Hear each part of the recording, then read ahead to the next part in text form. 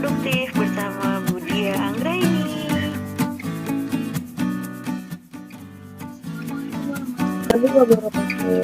Selamat pagi semua. Apa kabar kalian hari ini? Semoga baik-baik saja dan sehat selalu.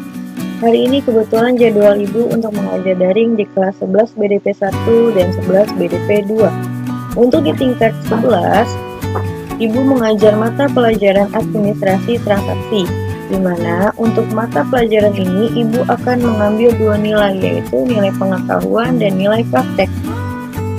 Mari sama-sama kita simak materi di minggu pertama. Untuk materi minggu pertama itu ada SOP administrasi transaksi. Apa sih SOP administrasi transaksi? Mari kita simak penjelasannya bersama-sama.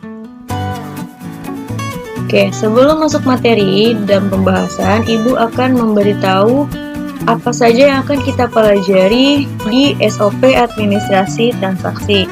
Tentunya yang pertama itu ada SOP administrasi transaksi, yang kedua jenis-jenis administrasi transaksi, dan yang ketiga klasifikasi SOP administrasi transaksi untuk pemberian, penjualan tunai, dan kredit. Yuk langsung aja ya kita masuk ke SOP administrasi transaksi. Sebelum membahas SOP administrasi transaksi, kalian harus lebih tahu terlebih dahulu apa sih yang dimaksud dengan administrasi transaksi. Mari kita bahas satu-satu. Oke, untuk pengertian administrasi terlebih dahulu. Administrasi secara luas dapat diartikan sebagai kegiatan tertentu yang melibatkan kerjasama antara individu dan individu lainnya untuk mencapai suatu kesepakatan dengan tujuan tertentu. Administrasi juga dapat diartikan sebagai kegiatan ketatausahaan yang meliputi kegiatan catat-mencatat, surat-menyurat, pembukuan, pengarsipan surat, dan hal-hal yang bertujuan menyediakan informasi.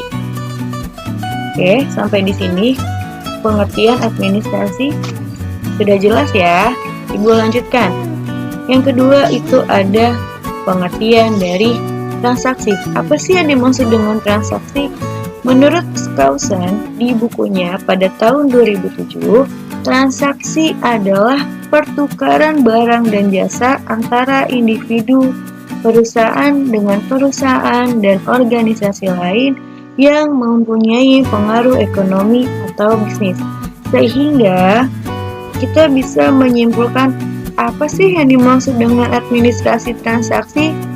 Oke, jadi untuk administrasi transaksi sendiri mempunyai pengertian atau dapat diartikan sebagai kegiatan untuk mencatat perubahan-perubahan posisi keuangan sebuah perusahaan yang dilakukan secara kronologis dengan menggunakan metode tertentu, sehingga hasil pencatatan dapat dikomunikasikan kepada pihak lain. Kenapa adanya perubahan-perubahan posisi keuangan? Karena adanya sebuah transaksi. Jadi, kalian bisa lihat di sini pengertian dari administrasi transaksi. Kalian sudah tahu semuanya sekarang? Oke, kalau sudah mengerti, Ibu akan lanjut ke pembahasan selanjutnya. Setelah tadi kita membahas tentang pengertian administrasi, transaksi, dan pengertian administrasi transaksi, sekarang kita masuk ke fungsi administrasi secara umum. Secara umum, fungsi administrasi itu terbagi menjadi 7. Yang pertama, kita akan bahas satu persatu ya. Perencanaan atau planning. Oke, fungsi untuk perencanaan adalah proses pengambilan keputusan yang berhubungan dengan tujuan atau capaian yang ingin diraih dengan memanfaatkan penggunaan sumber daya dan sistem komunikasi. Yang kedua, ada pengorganisasian. Fungsi perorganisasian berkaitan dengan fungsi perencanaan karena pengorganisasian harus direncanakan. Betul sekali. Yang ketiga, ada koordinasi.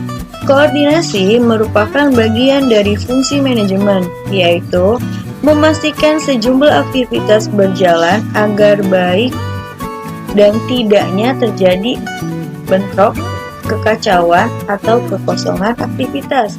Fungsinya untuk menghubungkan, menyatukan, dan menyesuaikan suatu pekerjaan yang sudah direncanakan dan diberikan pada setiap anggota, mulai dari atasan hingga bawahan agar mencapai suatu tujuan organisasi. Yang kelima, ada penganggaran. Biasanya kalau penganggaran ini berhubungan dengan apa sih? Ya, penganggaran itu betul sekali berhubungan dengan yang namanya budget. Pasti berhubungan dengan biaya, betul. Kalau untuk budgeting atau anggaran, menurut Glenn A. Wells adalah anggaran yang dikaitkan dengan fungsi dasar manajemen lainnya seperti perencanaan, koordinasi, dan pengawasan di bagian organisasi dalam suatu badan. Oke. Mohon maaf tadi Ibu kelewat ya. Untuk pelaporannya belum Ibu jelaskan ya. Ibu jelaskan ya. Jadi kalau untuk pelaporan itu adalah kegiatan menyampaikan perkembangan atau hasil akhir dari suatu kegiatan baik secara lisan maupun tulisan kepada pihak atasan yang terkait. Oke, selanjutnya ada staffing. Apa sih staffing? Ada yang tahu nggak? Oke, Ibu jelaskan ya. Jadi staffing adalah salah satu fungsi yang disusun oleh bagian personalia perusahaan, meliputi kegiatan merekrut tenaga kerja, mengembangkan keterampilan tenaga kerja, sampai dengan memanfaatkan tenaga kerja untuk kemajuan perusahaan atau organisasi. Jadi staffing itu bisa memanfaatkan SDM. Apa sih SDM? SDM itu adalah sumber daya manusia, betul. Dan yang terakhir itu ada pengarahan. Untuk pengarahan merupakan salah satu fungsi manajemen yang fokus pada usaha memberikan bimbingan, saran, dan perintah-perintah untuk merealisasikan rencana dan tujuan yang sudah disepakati. Ya, itu fungsi administrasi secara umum dan penjelasannya. Selanjutnya, Ibu akan membahas tentang fungsi dan manfaat administrasi transaksi. Oke, kita bahas satu persatu. Untuk fungsi administrasi transaksi itu ada 4. Yang pertama, mencatat alat perlengkapan, organisasi, dan kegiatan lainnya dalam buku administrasi. Yang kedua, memelihara buku administrasi. Yang ketiga, menyediakan, melengkapi, dan mengelola buku administrasi. Yang keempat, mengerjakan buku administrasi sesuai dengan ketentuan. Sekarang kita akan bahas tentang manfaat administrasi transaksi. Yang pertama, mempermudah perusahaan melakukan hubungan dengan pihak-pihak lain melalui berbagai media komunikasi, baik itu rekan, konsumen, instansi pemerintahan, maupun supplier. Yang kedua, memperkecil resiko kehilangan barang karena setiap transaksi baik barang masuk hasil pembelian maupun barang keluar dari hasil penjualan akan dicatat dan dikelola dengan baik. Yang ketiga, memudahkan pelayanan kepada konsumen karena bukti transaksi konsumen tertera dan dapat dikelola dengan baik. Yang terakhir, pemilik usaha dapat dengan mudah melihat perkembangan bisnisnya melalui laporan yang diterima secara rutin. Berarti adanya laporan yang dilakukan secara berkala. Oke, Ibu lanjut ya. Yang keempat ada unsur administrasi transaksi. Tidak kalah pentingnya, unsur administrasi transaksi ini harus ada dan tidak boleh kurang satu. Jadi di sini ada istilah 6M untuk unsur administrasi transaksi. M yang pertama itu adalah manusia. Kualitas sumber daya manusia atau SDM yang terlibat dalam administrasi berperan menentukan keberhasilan dan administrasi tersebut.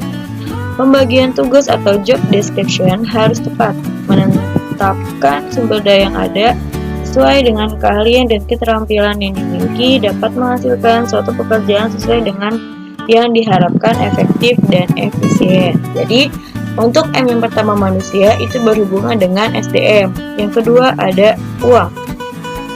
Uang merupakan komponen penting dalam operasi usaha, termasuk kegiatan administrasi usaha. Hal ini karena salah satu tujuan yang diinginkan perusahaan adalah mencari laba atau untung. Indikator keuntungan atau laba dapat diukur dari jumlah uang yang dihasilkan lebih besar dari jumlah uang yang diinvestasikan. Betul. M yang ketiga itu ada harta kekayaan. Material adalah semua harta kekayaan perusahaan yang digunakan untuk memperlancar kegiatan perusahaan agar berjalan efektif dan efisien sesuai dengan tujuan perusahaan. Harta kekayaan adalah semua sarana dan prasarana penunjang yang berfungsi untuk memudahkan kegiatan administrasi transaksi. Contohnya, alat tulis, peralatan kantor, perlengkapan kantor, dan gedung kantor yang memadai. Yang keempat itu ada mesin. Mesin merupakan salah satu harta kekayaan perusahaan yang digunakan untuk kelancaran kegiatan administrasi transaksi, yaitu dari mulai proses pengerjaan hingga pembuatan laporan. Contohnya, mesin kasir, mesin cetak, dan mesin pemotong baja atau pabrik. M yang kelima itu ada metode. Apa sih metode? Metode adalah suatu cara yang akan dilakukan dengan mengedepankan efisiensi dalam merealisasikan perencanaan yang telah ditetapkan, sehingga tujuan perusahaan dapat tercapai dengan baik. Metode yang telah ditentukan oleh perusahaan untuk kegiatan administrasi disebut dengan SOP, Standard Operating Procedure, administrasi. Tuh. M yang terakhir itu ada market atau pasar, yaitu tujuan yang diharapkan dari kegiatan administrasi, misalnya sebagai tempat dilakukannya transaksi. Untuk pembelajaran hari ini